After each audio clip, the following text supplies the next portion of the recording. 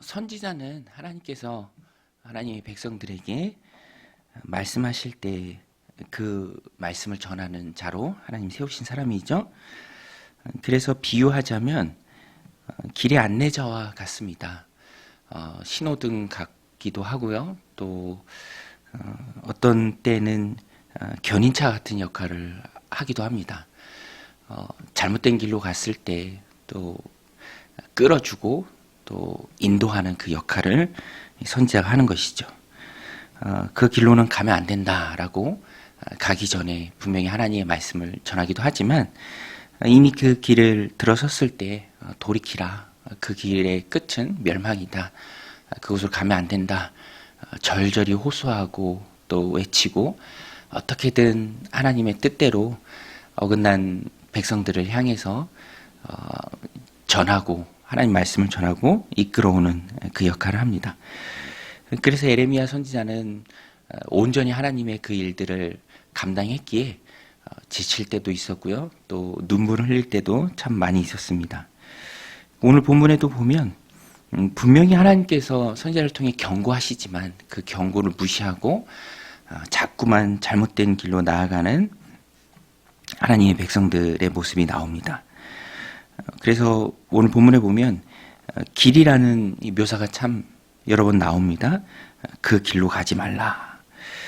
16절에 보면 그리로 가라라고 하나님 말씀하시죠. 여호와께서 이와 같이 말씀하시되 너희는 길에 서서 보며 옛적 길 곧 선한 길이 어디인지 알아보고 그리로 가라. 너희 심령이 평강을 얻으리라 하나 그들의 대답이 우리는 그리로 가지 않겠노라 하였으며 그리로 가라 했는데 그리로 가지 않겠다라고 말합니다. 또 17절에 보면 파수꾼 이미지가 나옵니다. 파수꾼은 에스겔서에서도 잘 나오죠. 위험이 닥쳤을 때 그 위험을 미리 보고 전해주는 역할을 합니다. 파수꾼의 역할이 참 중요하죠. 예레미야도 파수꾼이었습니다. 그래서 위험이 닥칠 때 나팔을 크게 불죠. 파수꾼의 역할입니다. 그래서 백성들은 성 안에 있는 백성들은 파수꾼이 부는 그 나팔 소리를 듣고 임박한 위험을 알고 대비하는 것이죠. 17절에 내가 또 너희 위에 파수꾼을 세웠으니 나팔 소리를 들으라 하나 그들의 대답이 우리는 듣지 않겠노라 하였도다. 나팔을 불지만 이 파수꾼이 경고하는 그 위험의 나팔을 불지만 우리는 듣지 않겠노라.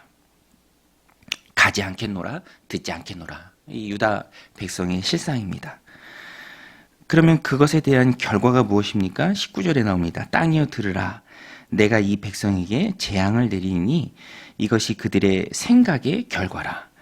그들이 내 말을 듣지 아니하며 내 율법을 거절하였음이니라.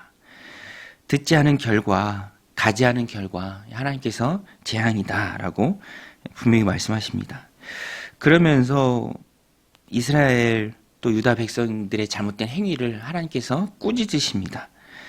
그것이 무엇이냐면 너희가 내 백성인데 내 말을 따르고 순종해야 할 터인데 그것은 등한시 여기고 뭐 너희들이 생각하기에 좋은 그런 유향, 향품 그거 멀리서 가져다가 내게 바친다 한들 그것이 무슨 의미냐. 나는 그거 달게 받지 않는다라고 하나님께서 분명히 말씀하십니다. 20절에 보면 시바에서 유향과 먼 곳에서 향품을 내게로 가져오면 어찌함이냐. 나는 그들의 번제를 받지 아니하며 그들의 희생 제물을 달게 여기지 않노라.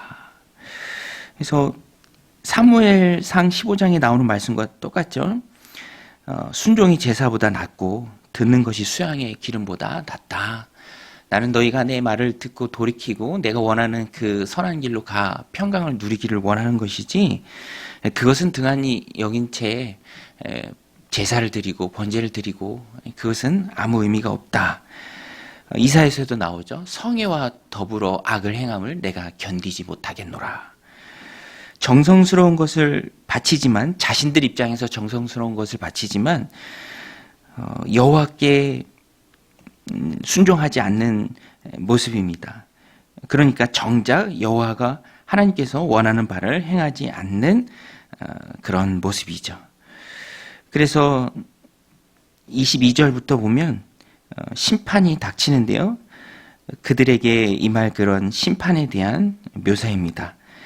잔인하고 사랑이 없고 또 갑자기 임하는 그 심판을 통해서 터전을 다 잃어버린다라는 것입니다. 23절에 보면 그들은 활과 창을 잡았고 잔인하여 사랑이 없으며 그 목소리는 바다처럼 표효하는 소리라. 그들이 말을 타고 전사같이 다 대열을 벌이고 시온의 딸인 너를 치려 하느니라 하시도다. 그리고 26절에도 딸 내 백성이 굵은 배를 두르고 재에서 구르며 독자를 이름같이 슬퍼하며 통곡할지어다. 멸망시킬 자가 갑자기 우리에게 올 것임이라. 하나님 말씀에 순종하지 않은 하나님 백성이라 일컬어지는 유다 백성, 이스라엘 백성들 그 책임을 온전히 져야 했습니다. 재앙이 임할 때 또 심판을 받아야 했죠. 27절부터는 그런 유다 백성들을 향한 하나님의 마음인데요. 특별히 예레미야에게 주시는 말씀이에요. 예레미야야, 너가 이 백성들을 한번 조사해보라, 살펴보라. 망대 또 요새로 그 이미지가 나오는데요. 이 백성들의 마음이 어떤지, 이 백성들의 실상이 어떤지 너가 잘 살펴보라 라는 뜻입니다. 살펴보면은 버린 은, 아무짝에도 쓸모없는, 아무리 재련을 하지만 풀무불로 연단을 하지만 도무지 제거되지 않는 그들 가운데 있는 악, 그래서 쓸모없는, 버려야 하는 은이다. 그 이미지가 나옵니다. 27절에 내가 이미 너를, 예레미야를 읽었습니다. 내가 이미 너를 백성 중에 망대와 요새로 삼아 그들의 길을 알고 살피게 하였노라. 그들은 다 심히 반역한 자며 비방하며 돌아다니는 자며 그들은 노과 철이며 다 사악한 자라. 풀무불을 맹렬히 불면 그 불에 납이 살라져서 단련하는 자의 일이 헛되게 되느니라. 이와 같이 악한 자가 제거되지 아니하나니 사람들이 그들을 내버린 은이라 부르게 될 것은 여호와께서 그들을 버렸음이라. 풀무불에서도 제거되지 않는 죄악이 그들에게 있다라는 것입니다. 그래서 오늘 본문이 전체적으로 내용을 살펴보면 참 어두운 면도 있는데 그럼에도 불구하고 우리가 붙들어야 될 메시지는 하나님이 우리에게 원하시는 것이 분명히 있고요. 우리는 그것에 순종해야 하는데 오늘 본문 마지막 부분에 나오는 것처럼 우리는 연약합니다. 우리의 힘으로는 그것들을 다 이뤄낼 수 없죠. 특별히 예레미야는 그것을 잘 보여줍니다. 그래서 31장에 가서 보면은 내가 새 언약을 세운다. 이제 새 법을 너에게 준다. 이제 그런 말씀도 등장합니다. 결국의 율법적 의미로 우리를 봤을 때는 도무지 소망 없는 인생이고 오늘 본문에 나오는 표현처럼 내버리는 은이 될 수밖에 없는 연약한 존재이지만 내 힘이 아니라 성령의 힘, 성령의 능력, 쳐서 나를 복종시키는 그 성령의 능력을 우리가 의지할 때 하나님께 귀히 여김을 받는 또 하나님 말씀에 순종하는 하나님 책임져 주시는 그 인생을 우리가 살아갈 수 있다. 그것을 우리가 본문을 통해서 깨달을 수 있습니다. 우리는 부족하지만 내 힘으로는 안 되지만 아무리 연단하고 재련할지라도 제거되지 않는 악이 있지만 그래서 예수님께서 우리를 위해 십자가에서 돌아가 주셨고요. 죽여 주셨고요. 또 우리에게 새 소망을 주셨습니다. 우리가 그것을 믿을 때 성령님이 우리 안에 계시는 것이죠. 그래서 성령의 능력으로 우리는 하나님 주신 삶을 살아가야 합니다. 성령의 능력을 힘입어서 살아갈 때 나 중심성을 탈피할 수 있고요. 하나님 중심으로 살아갈 수 있다라는 것입니다. 나의 유익이 아니라 하나님의 뜻을 붙들고 살아갈 수 있습니다.